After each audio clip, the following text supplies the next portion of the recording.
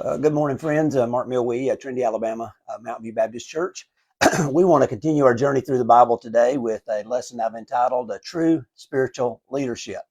We're going to be in Romans chapter 1 this morning, so if you'd like to grab your Bible and join along, we'll be starting there in just a moment. A few years ago, I read a book on Christian leadership titled Descending into Greatness. And in that book, there was a great quote about the uniqueness of being a Christian leader that I'd like to share as we get started today. It said this.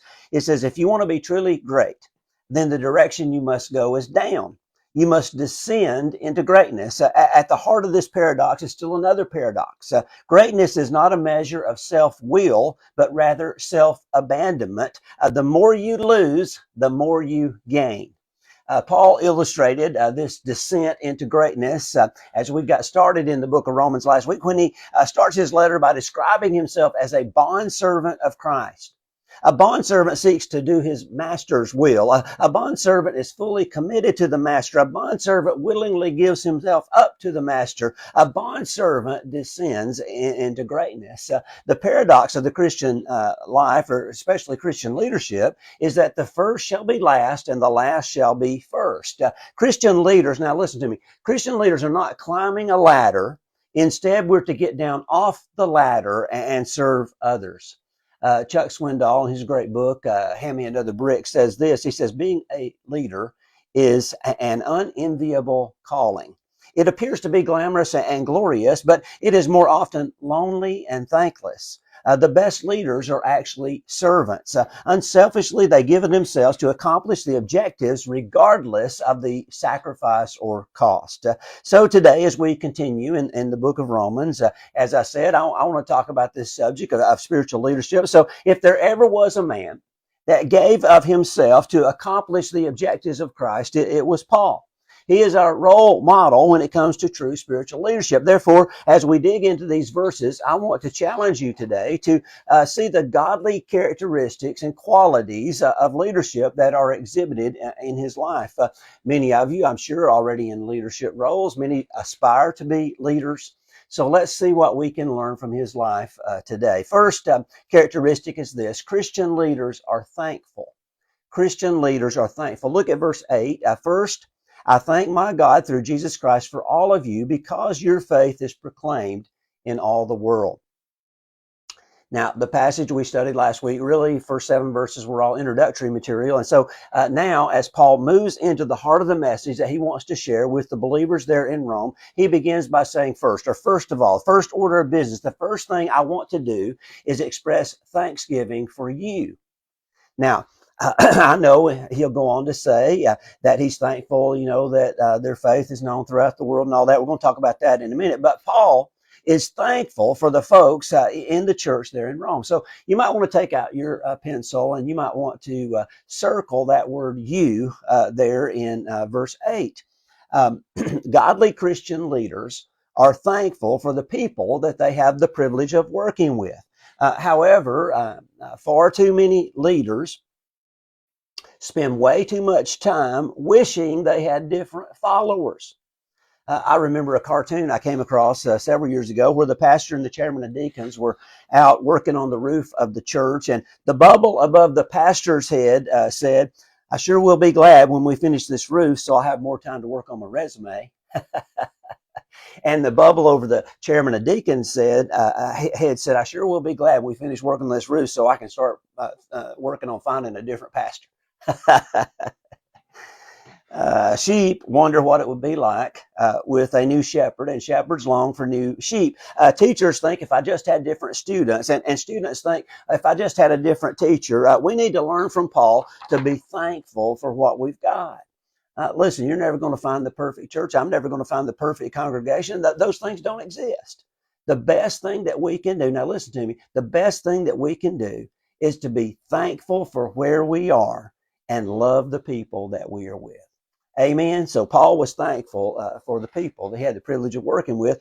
He is thankful because their faith is being proclaimed in all the world. Rome was a city of influence. It was the capital of the empire. All roads led to Rome. Evidently, everywhere Paul went, he heard about this group of believers there in the capital city. He longed to go and see them. And in just a few minutes, we're going to talk about that. But he says,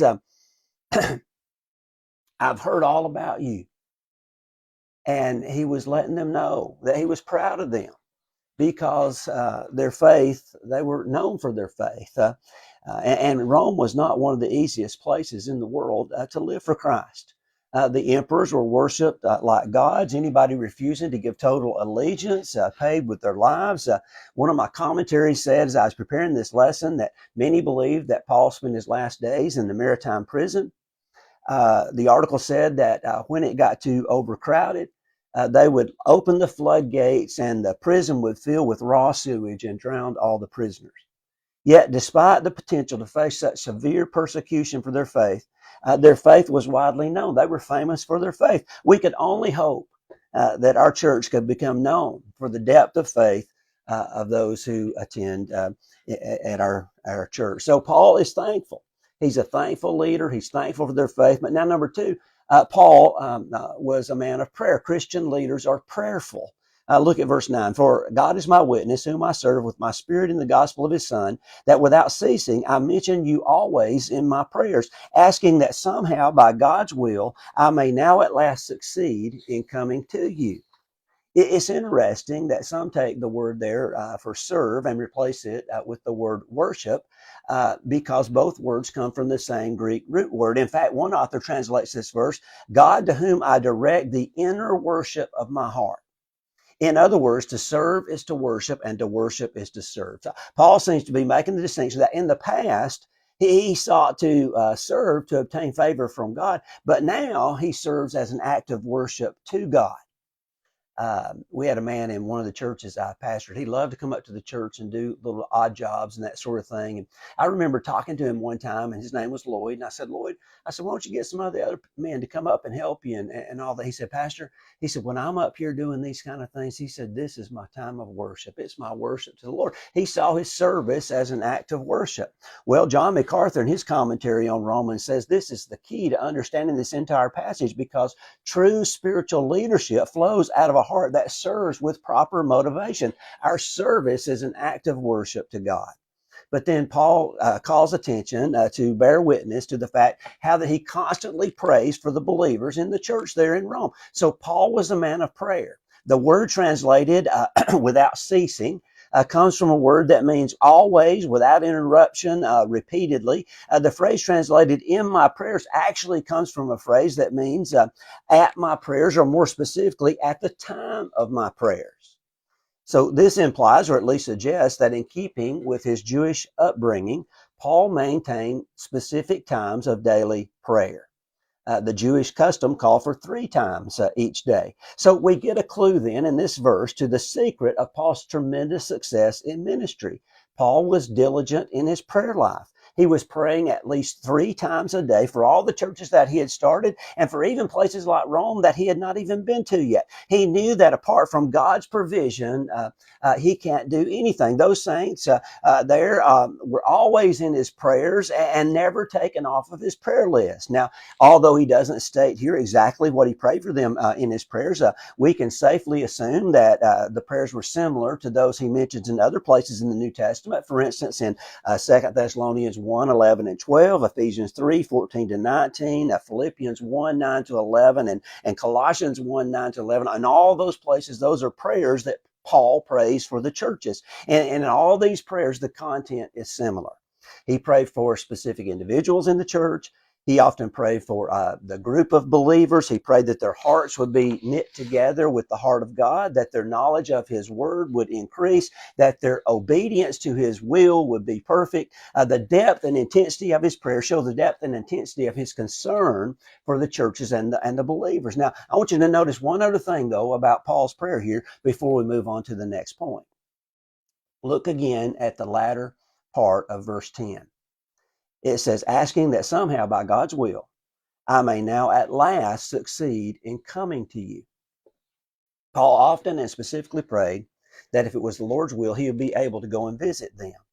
Now, Paul was earnestly praying this prayer 3 times a day, but can you imagine that in his wildest thoughts and imagination, that he thought God would answer this prayer by having him nearly killed when he was arrested in Jerusalem, imprisoned for several years in Caesarea, put on trial before Felix, put on trial before Festus, put on trial before Agrippa, then finally sent to Rome, shipwrecked on the way, nearly drowned, and then bitten by a snake.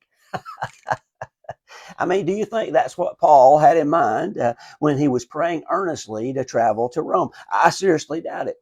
So here's the question, though. Did God answer his prayer? Yes, God did answer his prayer. Did God answer it the way Paul thought it would be answered? Well, I think we can give that a resounding no. So what's the lesson we can learn from Paul's experience? I believe it's this. God answers our prayers in his timing and according to his will, not according to our timing and according to our will. So many people say God's not hearing and answering my prayer, when what they really mean is God is not answering the prayer that I think in the way that I think he ought to, or the way that I want him to. Others say, listen, if you'll just pray according to God's will, then everything's going to work out great for you. Well, Paul was praying 3 times a day for God's will concerning traveling to Rome. And still things did not work out the way he planned. But I don't think Paul was too concerned, because we know from other places in Scripture, he teaches us that persistent and consistent prayer allows us to submit our will to the will of God and learn to trust him no matter what. So Paul was a man of prayer. Paul was a thankful leader. And now we get to characteristic number 3. Paul was a humble leader. Christian leaders are selfless and humble. Look at verse 11. For I long to see you, that I may impart to you some spiritual gift to strengthen you. That is, that we may be mutually encouraged by each other's faith, both yours and mine. Paul says he wants to visit the believers there in Rome in order to serve them. He didn't want to go to Rome as a tourist. He didn't want to see the famous Appian Way, the Forum, the Colosseum, the chariot races.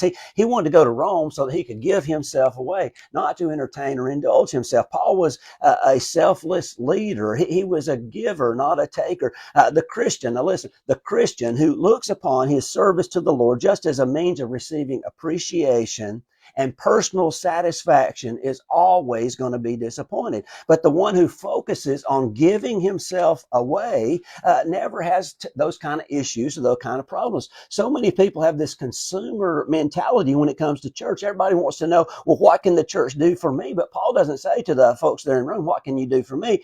Paul said to them, I want to come to you so that I can be of service to you.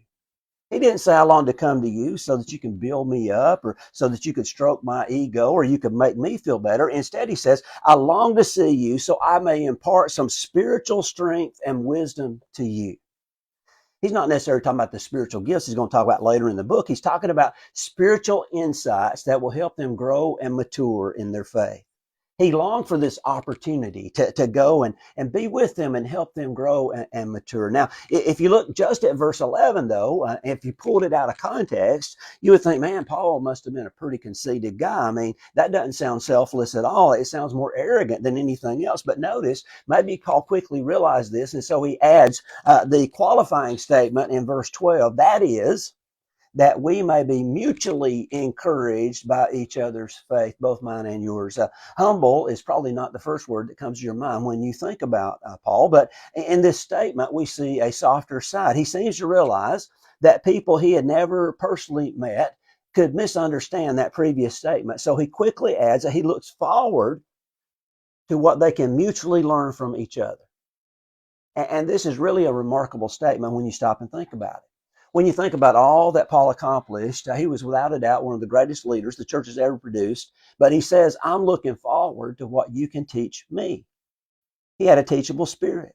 He had not reached the point where he thought there was nothing else he could learn. He had heard of the faith and the commitment of the Roman Christians, and he looked forward to be strengthened by them. John Calvin once commented on this. He said, note how modestly he expresses what he feels by not refusing to seek strengthening from inexperienced beginners. And he says he means what he says too, for there is none so void of gifts in the church of Christ who cannot in some measure contribute to our spiritual progress. Ill will and pride, however, prevent our deriving such benefit from one another.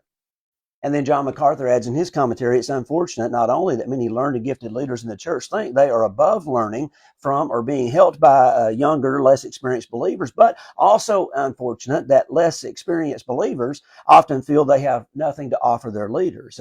He then tells the story of William Carey when he's about to get on the boat to go to India for his missionary journeys. And one of his friends asked him, they said, "You really sure you want to go through with this?"